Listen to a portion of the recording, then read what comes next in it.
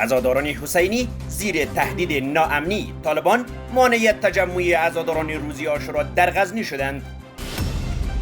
نزاع خونین در رفسنجان، یک مهاجری افغان 4 شهروند ایران و 6 مهاجری افغانستان را کشت. افغانی 6 نفر. طالبان به آرزوی بی‌پایانی به رسمیت شناسی با مرگ الظواهری، فاصله به رسمیت شناخته شدن طالبان از سوی جهان بیشتر شده است و زندگی پنهانی زیر پرچم سفید.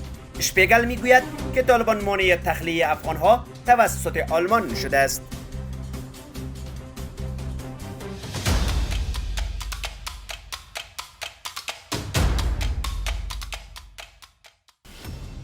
به نام خدا و وقتتان بخیر. به مجموع خبرهای ساعت 10 شب از آماج نیوز خوش آمدید.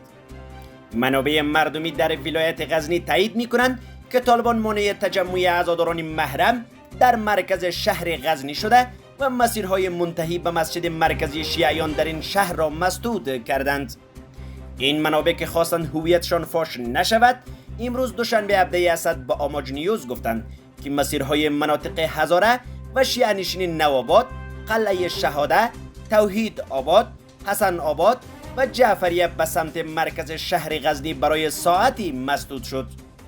بر اساس گفته های منابع، طالبان مسیر نوآباد را در ساحات مغولان و دوراهی گنج مسیر قلعه شهاده را در ساحه کشک و مسیر مناطق توحید آباد، حسن آباد و جعفریه را در ساحه کوچه باغها مسدود کرده بودند.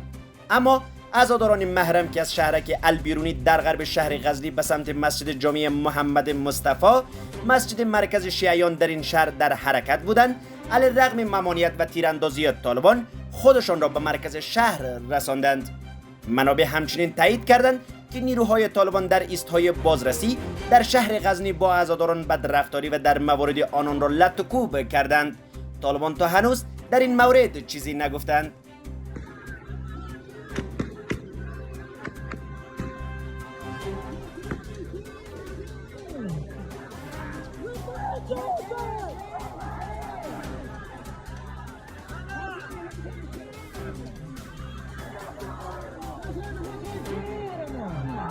این در حالی است که طالبان امسال مانع تجمع شیعیان در روضه سخی در ولایت بلخ نیز شدند. افزون بر اینها، طالبان فعالیت شبکه‌های مخابراتی در کابل را نیز قطع کردند که دلیل آن تا هنوز مشخص نشده است. رسانه‌های ایرانی گزارش دادند که یک شهروند افغانستان به دلیل اختلاف‌های شخصی 4 ایرانی و 6 افغان را کشته است.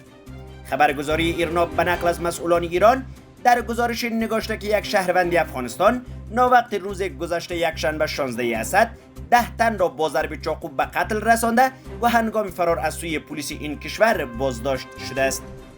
طبق گزارش ایرنا، این رویداد در ساحه نقل رفسنجان ولایت کرمان ایران رخ داده و علت آن نیز نزاع شخصی گفته شده است. در گزارش رسانه‌های ایرانی گفته شده که قاتل مشکلی روانی و اعتیاد داشته و در افغانستان نیز خانواده خود و سایر مردم را به قتل تهدید کرده بوده است. به گفته مقام‌های محلی ایران، این شهروند افغانستان هنگام بازداشت قصد داشته با چاقو خودکشی کند، اما موفق نشده است.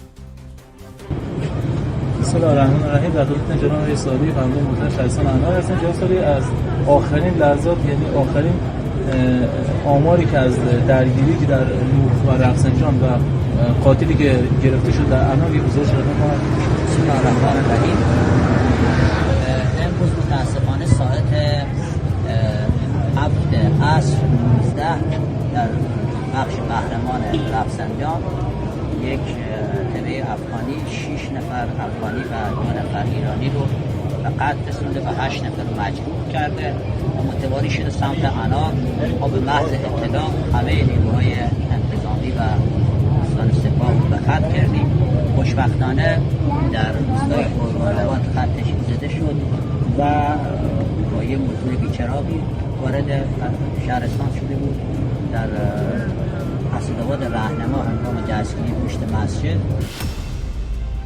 از آنجایی که پاکستان همواره به مشروعیت جهانی طالبان تاکید میکرد، رسانه‌های این کشور با اشاره به کشته شدن ایمن الظواهری رهبر القاعده در کابل گفتند که موضوع برسمیت شناخته شدن طالبان دیگر قابل بحث نیست. روزنامه اکسپرس تریبیون پاکستان در مطلبی نگاشته که از زمان حاکمیت طالبان اسلام آباد یکی از قوی‌ترین مدافعان رژیم طالبان برای کسب مشروعیت جهانی بوده است. این روزنامه پاکستانی تاکید کرده که با توجه به اینکه طالبان اکثریت افغانستان را در دست دارند، جهان چاره جز همکاری با آنها ندارد. روزنامه افزوده با آنکه چین، روسیه و ایران روی کرده عمل گرایانه ترین نسبت به طالبان دارند، اما کشته شدن رهبری القاعده در کابل ممکن این کشورها را وادار کند که استراتژی خود را مجددا بررسی کنند. اکسپرس تریبیون با اشاره به اینکه طالبان همواره از قطع رابطه با القاعده یا پناه ندادن به اعضای آنها سخن می‌زدند، نگاشته که حمله هوایی بدون سرنشین CI برای طالبان شرم‌آور بود. اکسپرس تریبیون به جناحبندی درون طالبانی نیز پرداخته و نگاشته که یکی جنایی از طالبان طرفدار قطع روابط با همه گروه‌های تروریستی و رعایت تعهدات با جامعه بین المللی اند، در حالی که جنایی دیگر دیدگاه سخت گرایانه تری دارد و طرفدار حفظ تماس‌ها و روابط قدیمی با گروه‌های مانند القاعده است. روزنامه پاکستانی در حال در مورد چگونگی تعامل جهان با طالبان پس از کشته شدن ایمن الظواهری در کابل نگاشته که تاکنون هیچ کشور رژیم طالبان را به رسمیت نشناخته است. مجله اشپیگل آلمان در گزارش نگاشته که یک سال پس از تسلط طالبان بر افغانستان، اکنون تلاش‌های برلین برای انتقال همکاران سابق با این عده افغان‌هایی که در معرض خطر هستند از سوی طالبان متوقف شده است. اشپیگل افزوده که طرح اضطراری آلمان برای انتقال هزاران کارمند محلی سابق مؤسسات آلمانی، فعالان سیاسی و هنرمندان در افغانستان به دلیل محدودیت‌های جدید وضع شده از سوی طالبان متوقف شده است. بر اساس این گزارش، هدف دولت آلمان تخلیه 7700 نفر از ماه جولای تا اواسط سپتامبر سال جاری بود، اما با توجه به اینکه تنها 1044 افغان قرار بود در ماه جولای با آلمان آورده شوند، این هدف دیگر واقعی به نظر نمی رسد. اشپیگل به نقل از وزارت خارجه آلمان نوشته است که سرعت روند انتقال به طور قابل توجهی کاهش یافته است. در بیانیه این وزارت آمده است که یک مشکل بزرگ این است که طالبان بدون پاسپورت اجازه خارج شدن از کشور را نمیدهند، اما با مشکل برای مردم پاسپورت صادر می شود.